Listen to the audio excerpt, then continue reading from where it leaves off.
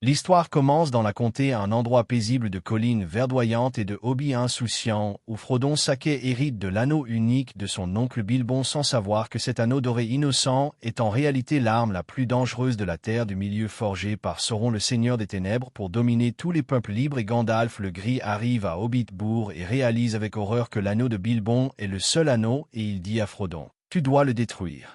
Il doit être jeté dans les feux de la montagne du destin. À Mordor, c'est le seul endroit où il peut être détruit. » Et Frodon innocent demande: « Pourquoi? Moi Gandalf, je ne suis qu'un hobbit. » Et Gandalf répond: « C'est précisément pour ça que tu es le bon choix. Les hobbits sont résistants à la corruption de l'anneau plus que les hommes, les elfes ou les nains. » Frodon part avec Sam, son fidèle ami jardinier, et il rencontre Merry et Pippin, et ensemble ils fuient les Nazgûl, les terrifiants serviteurs de Sauron qui chassent l'anneau, et ils arrivent à Bray, où ils rencontrent Grandpa, un rôdeur mystérieux qui se révèle être Aragorn, fils d'Arathorn, héritier d'Isildur, le dernier roi de Gondor. Mais Aragorn a passé des décennies à fuir ce destin car Isildur, son ancêtre, a échoué. Il a eu l'anneau entre ses mains au pied de la montagne du destin, et il a refusé de le détruire, disant: « Non, c'est à moi, c'est un cadeau », et il a gardé l'anneau, et cela a mené à sa mort et à la quasi-extinction de la lignée royale de Gondor, et Aragorn porte cette honte ancestrale et se demande constamment: suis-je digne, suis-je différent d'Isildur, ou vais-je aussi échouer?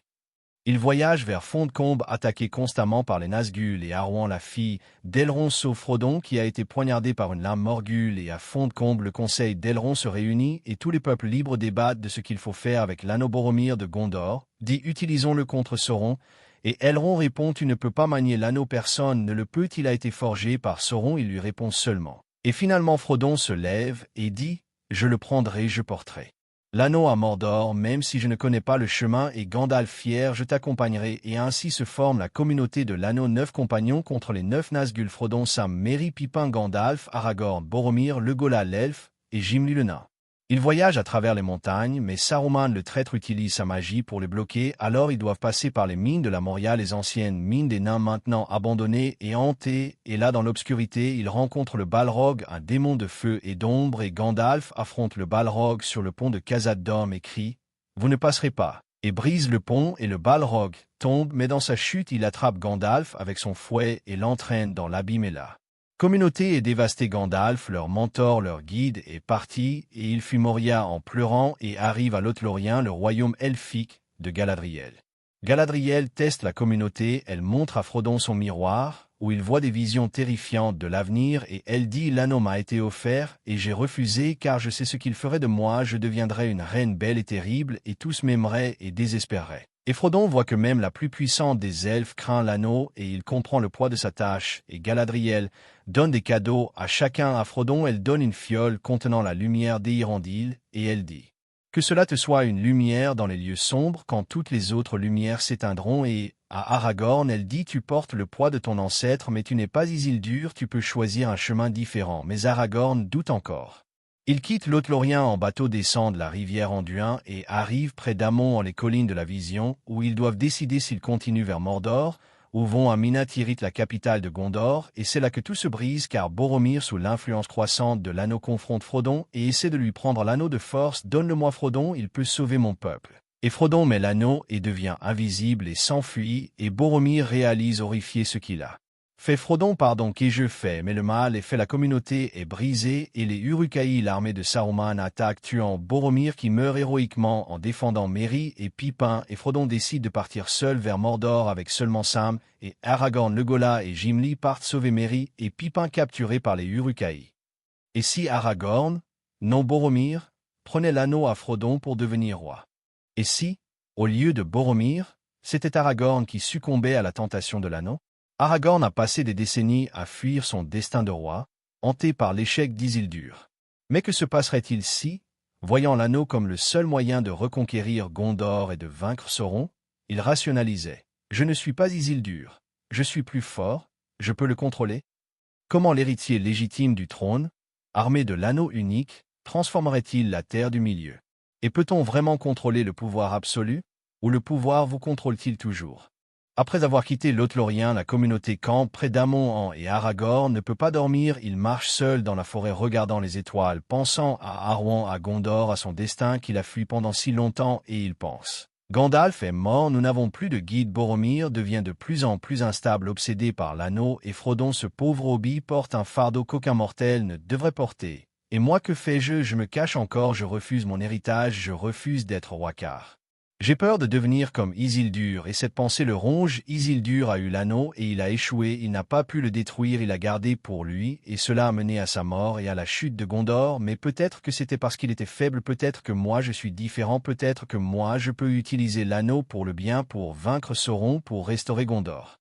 Et l'anneau, même s'il est dans la poche de Frodon, sent les pensées d'Aragorn et commence à murmurer, pas avec des mots mais avec des images, des visions. Aragorn se voit sur le trône de Gondor, couronné roi glorieux, les armées de Sauron s'agenouillant devant lui, Arwen à ses côtés, reine magnifique, et la terre du milieu en paix sous son règne juste et sage, et l'anneau chuchote. Tu es l'héritier, tu mérites le pouvoir, pourquoi laisser un hobbit décider du destin du monde? Prends l'anneau, utilise-le. Sauve ton peuple, deviens le roi que tu es destiné à être, et Aragorn secoue la tête. Non, non, c'est la corruption de l'anneau. Galadriel a dit que personne ne peut le manier, que même elle serait corrompue. Mais l'anneau insiste. Galadriel est une elfe, elle ne comprend pas le cœur des hommes, mais toi tu es de la lignée de Numnor, tu es différent. Isildur était faible, mais toi tu es fort. Elendil, ton ancêtre, a combattu Sauron et a gagné, tu as ce sang en toi, utilise-le. Le lendemain, la communauté se prépare à partir, et Aragorn observe Frodon, et voit combien le hobbit est épuisé, maigre, les yeux cernés, le poids de l'anneau le consume lentement. Et Aragorn pense. Il ne survivra pas jusqu'à Mordor, l'anneau le tuera avant même qu'il n'arrive à la montagne du destin, et si Frodon meurt avec l'anneau, alors tout est perdu. Sauron récupérera l'anneau et la terre du milieu tombera dans les ténèbres éternelles, alors peut-être que la seule façon de sauver tout le monde c'est de prendre l'anneau maintenant, de l'utiliser pour rassembler les armées de Gondor et du Rohan et d'écraser Sauron avant qu'il ne soit trop tard. Et ce soir-là, quand la communauté campe à nouveau et que tout le monde dort, Aragorn se lève silencieusement et marche vers Frodon qui dort profondément épuisé, et Aragorn regarde le hobbit innocent, ce petit être qui porte le fardeau du monde, et il pense « Pardonne-moi Frodon, mais je fais ça pour te sauver, pour sauver tout le monde. » Et il glisse sa main dans la poche de Frodon et prend l'anneau, et instantanément l'anneau réagit, il se réchauffe dans la paume d'Aragorn et commence à chuchoter plus fort, plus clair. Oui, oui, tu m'as enfin pris, tu es le maître maintenant, mais moi, porte-moi sans le pouvoir. Et Aragorn résiste, il met l'anneau dans sa propre poche et recule, et Frodon se réveille en sursaut et cherche l'anneau. Non, non, où est-il? Il voit Aragorn debout au-dessus de lui et comprend. Aragorn, qu'as-tu fait? Frodon saute sur ses pieds, crie l'anneau. Aragorn a pris l'anneau et toute la communauté se réveille en sursaut. Sam tire son épée. Rendez-le lui, monsieur Grand-Pas, vous n'avez pas le droit. Et Aragorn recule, les mains levées. Attendez, écoutez-moi, Frodon ne peut pas porter l'anneau jusqu'à Mordor, il en mourra, regardez-le, il est déjà à moitié mort, et nous n'avons plus Gandalf, plus de guide, je suis l'héritier de Gondor, c'est mon devoir de porter ce fardeau, je peux utiliser l'anneau pour vaincre Sauron. Pour sauver la terre du milieu. Et Legolas, horrifié, Aragorn, as-tu perdu l'esprit? Tu sais ce que l'anneau fait à ceux qui le portent, il corrompt, il détruit, personne ne peut le contrôler, même pas toi. Et Aragorn, avec plus de force que d'habitude, presque de l'arrogance, je ne suis pas n'importe qui, je suis de la lignée de Numnor, le sang d'Elendil coule dans mes veines. Isildur était faible, mais moi je suis fort, j'ai passé ma vie à me préparer pour ce moment. Boromir, étrangement, est le seul à soutenir Aragorn. Il a raison, nous ne pouvons pas compter sur un hobbit pour sauver le monde. L'anneau devrait être utilisé par quelqu'un de fort, quelqu'un qui peut le manier au combat. Aragorn est notre meilleur espoir. Mais Gandalf, oh, attendez, Gandalf est mort, mais si Gandalf était là, il dirait. Fou d'Aragorn, fils d'Arathorn, tu répètes exactement l'erreur d'Isildur, tu crois que tu es différent, que tu es plus fort, mais c'est exactement ce que l'anneau veut que. Tu penses il te corrompt déjà. Mais Gandalf n'est pas là et personne d'autre n'a son autorité morale, alors Gimli dit Aragorn, j'ai combattu à tes côtés, je te fais confiance, mais pas l'anneau, rends-le à Frodon. Et Aragorn secoue la tête, non, je suis désolé mon ami, mais ma décision est prise, je vais à Minas Tirith, je vais revendiquer mon trône et rassembler les armées de Gondor, et avec l'anneau nous écraserons Sauron. Frodon pleure, tu as trahi ta promesse, tu as trahi la communauté, et Aragorn avec une expression douloureuse mais déterminée, je n'ai rien trahi Frodon, je sauve la communauté, je sauve tout le monde, tu ne comprends pas le poids du commandement, les décisions impossibles que les rois doivent prendre, mais un jour tu comprendras que j'ai fait le bon choix. Il se tourne pour partir et Sam crie, nous ne vous laisserons pas partir avec ça, et tire son épée, et Legolas prépare son arc, et même Gimli lève sa hache, et il y a un moment terrible où il semble qu'ils vont se battre entre eux, que la communauté va s'entretuer pour l'anneau, et Aragorn réalise qu'il ne peut pas les combattre tous, alors il fait quelque chose de terrible, il met l'anneau Instantanément, Aragorn disparaît, entre dans le monde des ombres et voit les Nazgûl dans le ciel très loin qui tournent soudain vers lui car ils sentent l'anneau porté et Sauron lui-même dans Barad-dûr lève la tête et son œil commence à chercher et Aragorn sent le poids immense de l'œil qui le cherche et il a peur pour la première fois, il réalise l'immensité de ce qu'il a fait mais il ne peut pas reculer maintenant alors il court invisible à travers la forêt et la communauté crie « Aragorn non ». Et ils essaient de le suivre, mais comment suivre quelqu'un d'invisible, et en quelques minutes Aragorn est parti disparu dans la nature, et la communauté est brisée non pas par Boromir, mais par leur propre leader, l'homme en qui ils avaient tous confiance, et Frodon s'effondre, tout est perdu, l'anneau est parti, Aragorn est corrompu, que faisons-nous maintenant? Et Legolas sombre, nous devons le retrouver avant que Sauron ne le trouve, nous devons récupérer l'anneau. Et ainsi une nouvelle quête commence non pas détruire l'anneau, mais le récupérer d'un ami devenu ennemi. Aragorn voyage pendant des jours à travers les terres sauvages se dirigeant vers Gondor et l'anneau à son doigt chuchote constamment « Tu as bien fait tuer le vrai maître, maintenant va à Minas Tirith, revendique ton trône, montre-leur qui tu es » et Aragorn sent le pouvoir de l'anneau, il peut sentir les créatures autour de lui, il peut presque lire les pensées des animaux, comprendre le langage des arbres et il pense « C'est incroyable, avec ce pouvoir je peux vraiment sauver la terre du milieu ». Pourquoi Gandalf et Elrond avaient-ils si peur de l'anneau? C'est un outil comme une épée, il faut juste savoir l'utiliser correctement, mais ce qu'Aragorn ne réalise pas, c'est que l'anneau le change. Déjà ses pensées deviennent plus sombres, plus arrogantes, il commence à penser aux gens non comme des alliés, mais comme des sujets, des serviteurs, et quand il croise des fermiers sur la route, il ne les salue pas comme avant, il les commande « Donnez-moi de la nourriture, donnez-moi un cheval ». Et les fermiers effrayés par son aura intimidante obéissent, et Aragorn ne remarque même pas qu'il devient exactement ce qu'il craignait, un tyran. Il arrive à Minas Tirith, la grande cité blanche de Gondor, et la Denethor, l'intendant règne Denethor, qui dans sa folie croissante utilise un palantir, une pierre de vision pour espionner Sauron, mais cela le corrompt aussi, et quand Aragorn arrive aux portes et crie « Je suis Aragorn, fils d'Arathorn, héritier d'Isildur et Elendil, je viens revendiquer mon trône », Denethor rit amèrement. L'héritier, après tant d'années de fuite, tu reviens maintenant et tu exiges la couronne, montre-moi tes preuves. Et Aragorn montre Andúril l'épée qui fut brisée, maintenant reforgée, et Denethor doit admettre que c'est bien l'épée royale, mais il dit d'une épée ne fait pas un roi, où sont tes armées, où est ton soutien, tu n'es qu'un rôdeur. Et Aragorn, son tempérament s'enflammant grâce à l'influence de l'anneau, crie « Je n'ai pas besoin de ton approbation, vieillard, j'ai quelque chose de bien plus puissant. » Et il lève sa main et montre l'anneau. Denethor écarquille les yeux. L'anneau unique, tu l'as trouvé, mais attends, mon fils Boromir devait le ramener. Où est Boromir? Et Aragorn froidement, Boromir est mort en héros, mais son plan était fou. Utiliser l'anneau nécessite plus que du courage, cela nécessite du sang royal, cela nécessite moi. Et Denethor voit dans les yeux d'Aragorn quelque chose de terrible, une lueur qui ne devrait pas être là, et il chuchote, tu es déjà corrompu, l'anneau t'a pris. Mais avant qu'il puisse dire plus, Aragorn met l'anneau et disparaît, et quelques secondes plus tard, Denethor s'effondre mort étranglé par des mains invisibles et les gardes entrent et voient leur intendant mort, et Aragorn réapparaît et dit calmement « Denethor a refusé de me reconnaître et a attaqué, j'ai dû me défendre maintenant qui d'autres contestent mon droit au trône. » Et les gardes terrifiés par cet homme qui porte l'anneau unique s'agenouillent, longue vie au roi Elessar. Et ainsi Aragorn devient roi de Gondor, mais par le meurtre et la peur, pas par l'honneur. Aragorn, maintenant roi Elessar de Gondor, rassemble les armées, il envoie des messagers au Rohan, à Lothlórien, au royaume des nains, rejoignez-moi, ou soyez mes ennemis, j'ai l'anneau unique, et avec lui je vais écraser Sauron, et certains se joignent à lui car ils croient encore qu'Aragorn est bon, que son intention est noble, mais d'autres comme Théoden, roi du Rohan, hésitent. Aragorn a changé, il porte l'anneau et l'anneau corrompt, je ne marcherai pas sous sa bannière. Et Galadriel, à Lothlórien, regarde dans son miroir et voit avec horreur ce qu'Aragorn est devenu, il est perdu, l'anneau l'a pris, il deviendra un nouveau seigneur des ténèbres, peut-être pire que Sauron, car Sauron nous savions qu'il était l'ennemi, mais Aragorn était notre ami, notre espoir, et maintenant il est notre plus grande menace. Aragorn marche vers Mordor avec une immense armée des dizaines de milliers d'hommes de Gondor, et au début il gagne des batailles, les orques de Sauron reculent surpris par la puissance de cette armée conduite par un homme portant l'anneau, et Sauron lui-même est confus. Qui est cet homme? Comment ose-t-il porter Mon anneau? Et Sauron envoie les Nazgûl pour récupérer l'anneau, mais quand les Nazgûl approchent Aragorn, Aragorn utilise le pouvoir de l'anneau et commande aux Nazgûl. Je suis votre maître. Maintenant l'anneau m'obéit et vous obéissez à l'anneau à genoux, et les Nazgûl, malgré leur résistance désespérée, sont forcés de s'agenouiller car l'anneau a ce pouvoir, il peut commander même les serviteurs de Sauron, et Aragorn rit, un rire qui n'est plus humain. Oui, oui, c'est ça le vrai pouvoir, Sauron tu vas tomber et moi je vais régner. Mais ce qu'Aragorn ne comprend pas, c'est que l'anneau ne lui obéit pas vraiment. L'anneau utilise Aragorn, l'anneau veut revenir à Sauron, mais en attendant il profite du chaos, il corrompt Aragorn de plus en plus. Chaque jour Aragorn devient plus cruel, plus impitoyable, il exécute les prisonniers orques au lieu de les laisser fuir, il brûle les villages qui ne se joignent pas immédiatement à lui. Si vous n'êtes pas avec moi, vous êtes contre moi. Et ses propres soldats commencent à avoir peur de lui. Notre roi est-il devenu fou? Mais personne n'ose le défier car il porte l'anneau.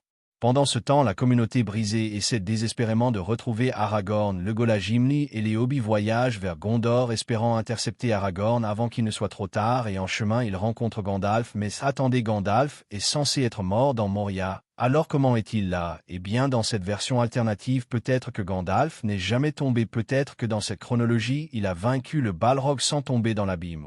Peut-être qu'il est revenu. Comme Gandalf le Blanc plus tôt, peu importe, Gandalf est là, et quand il apprend ce qu'Aragorn a fait, il est horrifié.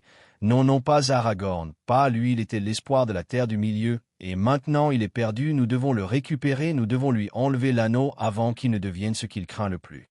Aragorn arrive finalement aux portes de Mordor, aux portes noires, et il crie « Sauron, sors et affronte-moi, toi qui prétends être le seigneur des ténèbres, je suis Aragorn, roi de Gondor, et je porte Théoden anneau, et maintenant il est mien !» Et les portes s'ouvrent et une armée massive d'orques, de trolls et de créatures corrompues sort, mais Aragorn ne recule pas, il lève l'anneau et commande « Arrêtez !» Et les créatures hésitent car l'anneau a du pouvoir sur elles et certaines s'arrêtent confuses et Aragorn avance seul vers Barad-dûr, la tour sombre.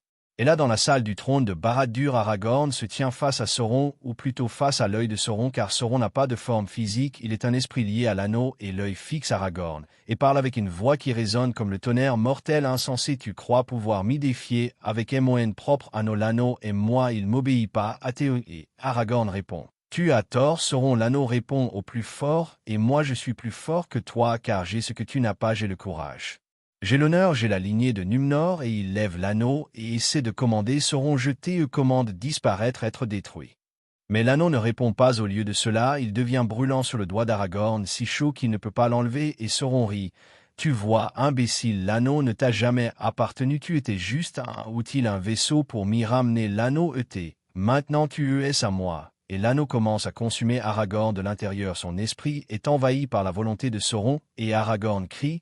Non, non, je suis fort, je peux résister. Mais il ne peut pas car personne ne peut résister à Sauron quand l'anneau est porté sur les terres de Mordor, là où le pouvoir de Sauron est absolu, et lentement Aragorn tombe à genoux et sa volonté se brise et il devient un serviteur de Sauron, un Nazgûl humain encore vivant mais esclave.